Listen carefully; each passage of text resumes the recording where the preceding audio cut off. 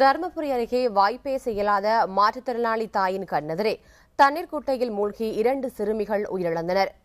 பெரும்பாலை அடுத்த புதூரைச் சேர்ந்த மகாலிங்கத்தின் மனைவி தமிழரசி வாய்ப்பேச இயலாத மாற்றுத்திறனாளி ஆவார்.